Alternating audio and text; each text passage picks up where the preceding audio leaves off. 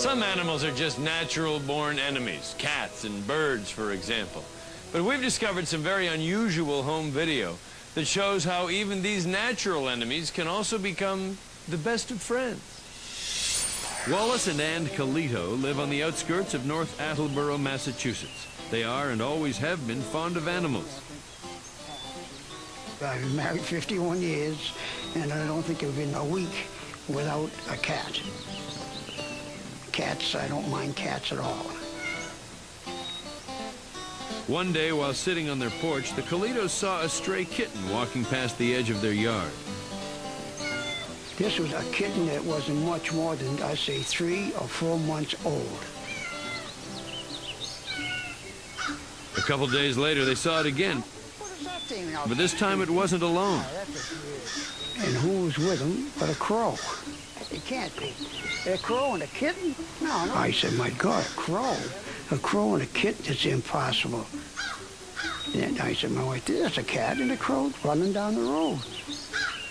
We figured maybe the crow was chasing it, but they were side by side, not one behind each other, just side by side.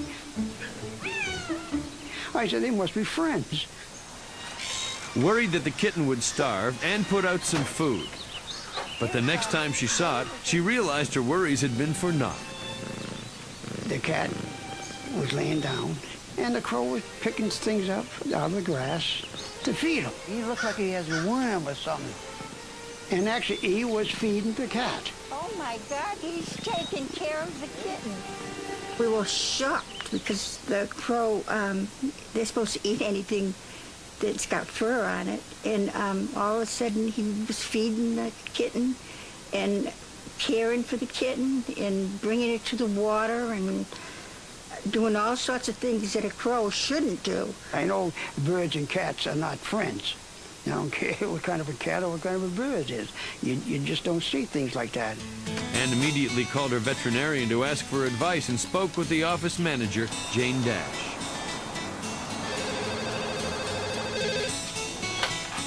Animal Clinic, can I help you? Mrs. Calito. Hi, Mrs. Calito, how are you?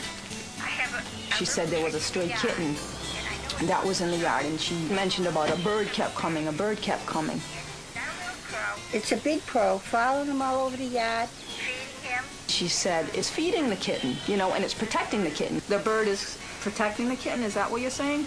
I didn't believe it, but the customer's always right, so I just went along with it. Okay, okay. Jane relayed Ann's story to veterinary Dr. Gafur Maimon.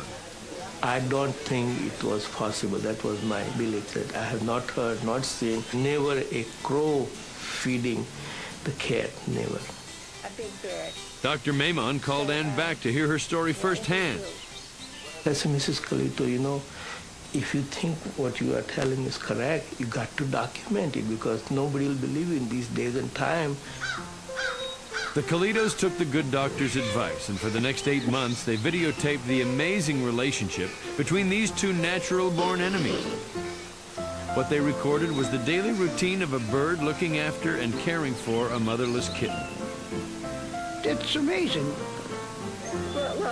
You have to sit there and you're dumbfounded when you see it. There's no question about it. You're just dumbfounded. He kept that cat alive, we don't know how long. So we surmised that the crow saved the cat. Eventually, Ann decided to see what would happen if she gave the kitten cat food instead of its regular diet of worms and bugs. The crow and the cat went out there, both together, eating the food. But the crow, he'd grab a mouthful and step back a couple inches, and he'd gobble his up, you know. But then the cat, he'd keep on eating. The crow would come in, grab another piece, and take off. But he always made sure that the cat would eat his share. We won't get out of the road, will we, honey? They also discovered that the crow was very protective of the kitten. When they start crossing the road, the crow would holler, don't go in the road, you're going to get hurt.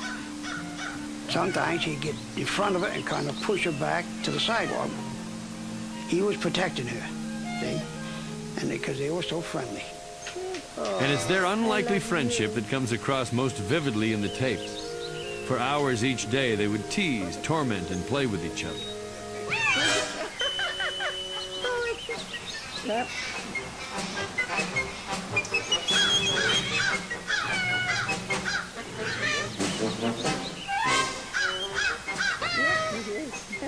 When Dr. Maymun and Jane Dash were finally shown the tapes, they couldn't believe what they were seeing.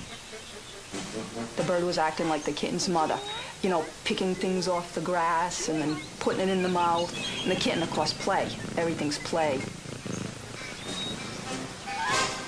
I've never seen it before in the 13 years I've been working here. Never heard of it before.